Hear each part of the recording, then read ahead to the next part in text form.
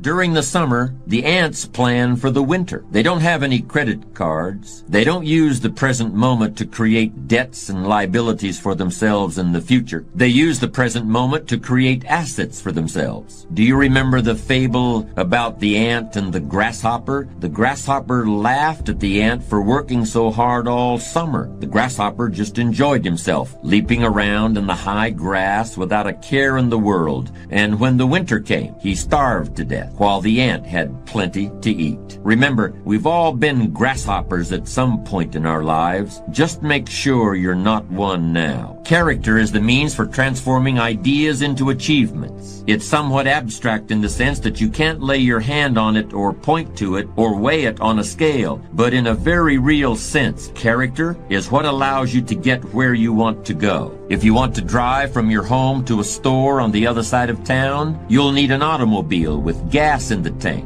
And you'll need keys to start the car, but you'll also need to know how to drive. You'll need judgment based on life experience to tell you when to step on the brakes if the light up the street changes to red. You'll need a true intention to reach your destination so that you don't keep stopping for coffee and a piece of pie every 10 minutes. You'll need to know how much time to allot to the trip so you can get home in time for whatever else you have to do. And you'll need enough maturity to call and say you're going to be late if you get stuck in a traffic jam. You can't lay your hand on any of those things, and you can't measure them with a yardstick, but they're as important to reaching your destination as the car or the gas or the keys to start the engine. They are analogs of character. Let's continue this comparison for another moment or two. There are all sorts of ways to keep track of the condition of a motor vehicle. You can look at the tires to see whether they've worn out their tread. You can look at the odometer to see how long it's been since you've changed oil. And you can turn on a switch and then walk around the car to see if the headlights and the taillights are working properly. There are objective indicators of the condition of your car. Similarly, there are ways of objectively evaluating your achievements. Most people don't take advantage of them as often as they should, but they're available nonetheless. For example, you can put together a financial statement in order to determine your net worth. You can hire an appraiser in order to learn the market value of your house. You can compare where you were 10 years ago to where you are now in order to determine the degree of progress you've made in your life. As I've tried to explain, achievement depends on character in the same way that a successful drive to the grocery store depends on knowing when to apply the brakes and when to step on the gas. But how can you know if your character is in good enough shape to get you where you want to go? To continue the metaphor we've been using,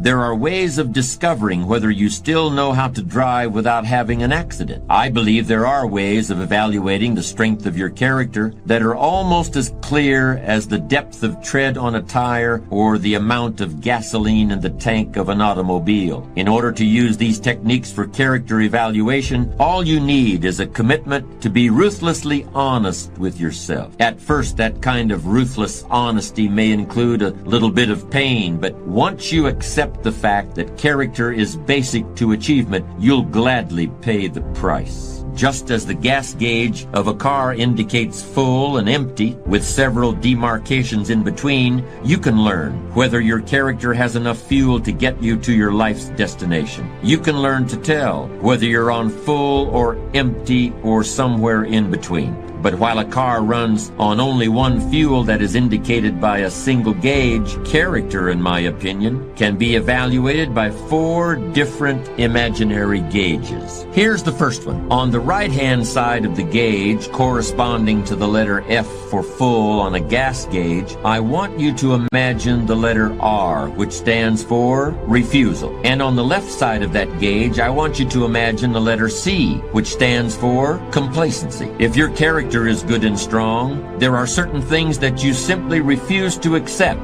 in yourself or in other people. In your work, you refuse to accept anything less than your best effort. That doesn't mean that things will always work out exactly as you hoped and intended, but that's not the point. There will always be variables you can't control, but your effort level should always be maxed out regardless. With your family, your commitment should be just as strong. You should simply refuse to compromise in any area where your family needs and welfare are concerned. And with yourself, in your personal life, you should similarly refuse to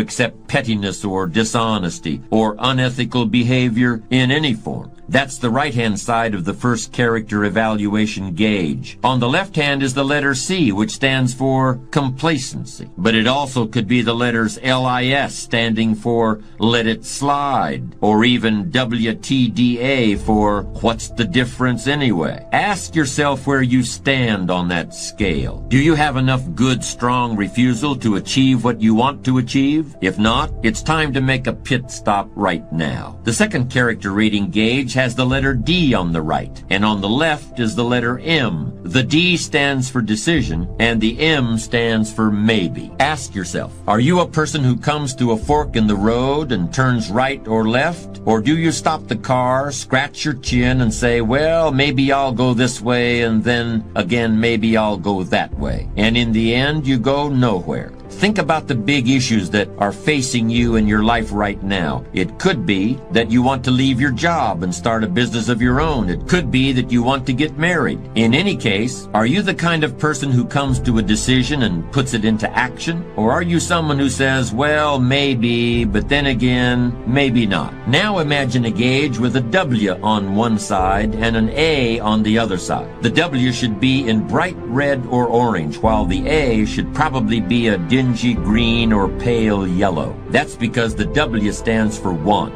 as in, I want it now, or I want it real bad, or I want it so much I'll do whatever it takes to get it.